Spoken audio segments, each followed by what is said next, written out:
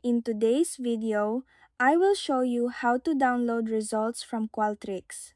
First, open your browser, go to the official site of Qualtrics, and make sure you are logged in. Once you are on the home page, open the project you want.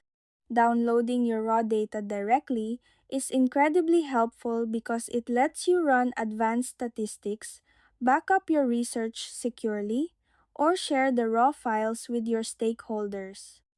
Once you are inside your project, click on the Data and Analysis tab at the top of the screen. Then, look toward the upper right side and click on the Export and Import button and select Export Data from the options that drop down. A setup window will appear where you can customize your export.